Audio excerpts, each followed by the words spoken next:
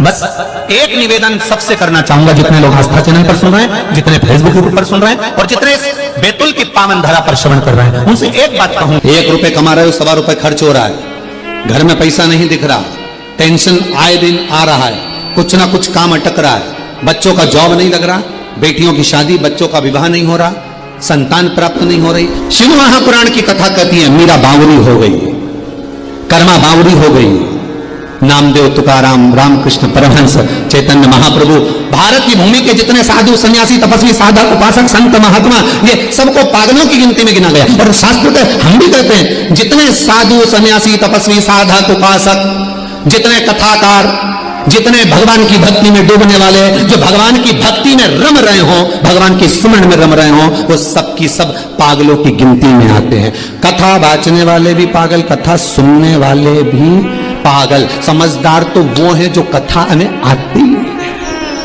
समझदार वो है जो कथा सुनना पसंद करते ही। अभी कोई हमारा बुढ़ापा है,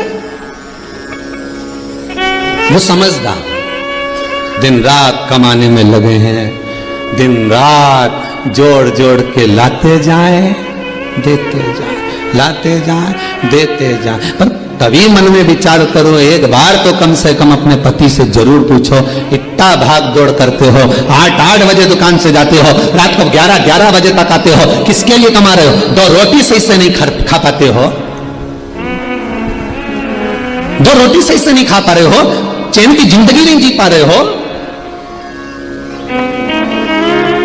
किसके लिए कमा रहे हो? किसके लिए करना है? पति कहेगा पत्नी के लिए, बच्चों के लिए, इनको आगे बढ़ाने के लिए, बस यही इनको बढ़ाना है, इनको आगे बढ़ाना है, इनको बढ़ाना है। सोच सोच के टेंशन ले लेके शुगर हो गई, भूखे रह रह के बीपी ऊंचा नीचा हो गया, नींद नहीं आ रही तो आंखें के नीचे कालापन आ गया, रात के घबराहट भी हो है। डॉक्टर साहब के पास गए तो के डॉक्टर साहब बड़ी बुरी हालत है, हो क्या रहा है? सब कुछ हो रहा है, फिर बस शरीर साथ नहीं दे रहा। आपको लगता है कि पितृदोष बहुत है, 1 रुपए कमा रहे हो, 1.25 रुपए खर्च हो रहा है, घर में पैसा नहीं दिख रहा, टेंशन आए दिन आ रहा है, कुछ ना कुछ काम अटक रहा है, बच्चों का जॉब नहीं लग रहा, बेटियों की शादी, बच्चों का विवाह नहीं हो रहा, संतान प्राप्त नहीं हो रही, कहीं आपको लग रहा है कि पितृदोष है? किसी पंडित जी ने आपको बता दिया कि पितृदोष है, तो आप घबराना नहीं, अपने को कोई कहीं जाने की जरूरत नहीं कि पितृदोष है, मेरे को कहीं जाना पड़ेगा, मैं क्या करूं, तो बहुत भारी पितृदोष है, ऐसा कुछ नहीं करना। गंगा का जल लीजिए और गंगा का जल भरकर 1 कलश, श्राद्ध पक्ष के 16 दिन 1 कलश में थोड़ा सा गंगा जल डालकर, लोटे में पानी भर, कलश भर में जल भरकर 1 ढक्कन उसमें गंगा जल डाल दीजिए, 2 सफेद फूल उसमें पटक दीजिए और दरवाजे के पास में कहीं पर भी थोड़ा सा स्वस्तिक बनाकर उसको रख दीजिए। 16 दिन रखो, प्रतिदिन एक रखो और उसका पानी पूरे दरवाजे पर छींट दो, फिर रखो, फिर दरवाजे पर छींटो।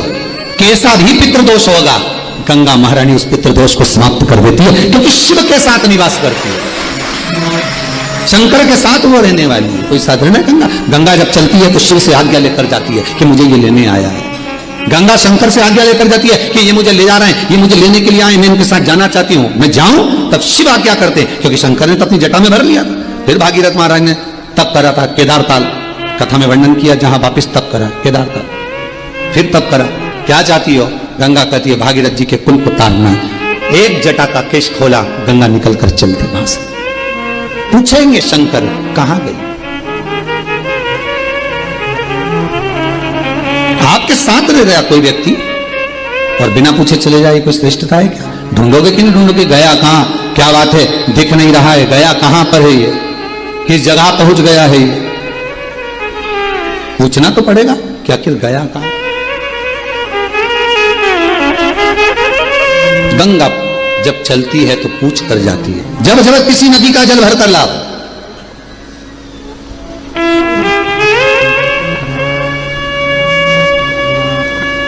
पहले आज्ञा लो।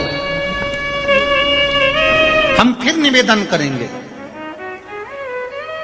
आपको लगता है कि आपका व्यापार नहीं चल रहा, आपको लगता है कि आपके घर में शांति नहीं, आपको लगता है कि मेरा यह काम होना चाहिए, नहीं हो रहा तो प्रयास करना। 2 लोटा जल घर से लेकर जाइए, एक के ऊपर एक कलश को रख लो, नीचे 5 बेलपत्र, शिव जी के मंदिर में जाकर सबसे पहले बेलपत्र चढ़ाओ, फिर 1 लोटा जो सबसे ऊपर रखा हुआ है उसका पानी शिव जी को चढ़ा दो। दूसरा लोटा जो लेकर गए हो वो जल बेलपत्री के पेड़ के नीचे चढ़ा दो। 1 मिनट बैठकर श्री शिवाय नमस्तुभ्यम का जाप कर कर उस बेलपत्री के वृक्ष के नीचे, जहां पर 33 कोटि देवी देवता बुआरी लगाने के लिए आते हैं, जहां लक्ष्मी 24 घंटे रहती है, सरस्वती का निवास है, 64 योगनियां जहां निवास करती हैं, 33 कोटि देवता जिस बेलपत्री के नीचे रहते हैं, उस बेलपत्री के वृक्ष के नीचे 1 मिनट बैठकर श्री शिवाय नमस्तुभ्यम कहकर अपने दिल की बात मेरे बाबा से प्रार्थना करो और अपने घर पर आ जाओ। बाबा चाहेगा तो 3 महीने में कार्य सफल कर ही देगा। कभी कभी भगवान शिव की आराधना का चित्त आनंद सुख हमें बनाना पड़ता है।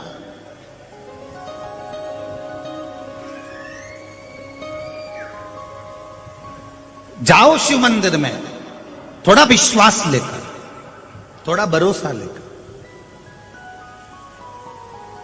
उसके मंदिर में जाते रहो। वो कभी भी शंख बजा देगा, कभी भी जल वृष्टि कर देगा, कभी करुणा की वृष्टि कर देगा। ये मत सोचना कि आप शंकर जी के मंदिर में जा रहे हो, ये कभी विचार मत लाना कि आप शिव के मंदिर जा रहे हो।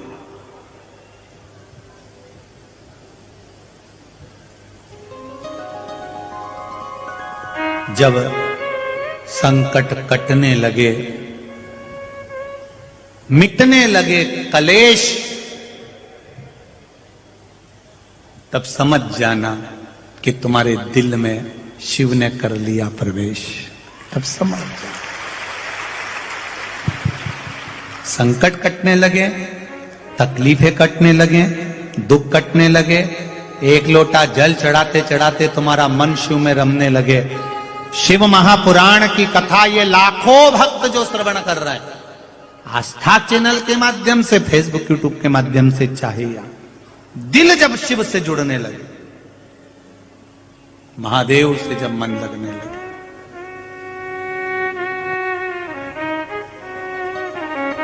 चित्त जब लगने लगे आपका महादेव, समझ लेना अब तुम मंदिर नहीं जा रहे हो, महादेव खुद तुम्हारे अंदर बैठकर तुम्हें मंदिर तक लेकर जा रहे हैं। स्वयं महादेव। आपको पहले भी कथा में कहा, जब कोई विशेष कार्य होता है और वो कार्य नहीं हो रहा होता है तो क्या करा जाता है? जल, जहां आप लोगों ने पहले स्मरण किया है, जैसे ये शिवलिंग है, ये जलाधारी है, ये जल यहां से गिर रहा है, वो स्थान।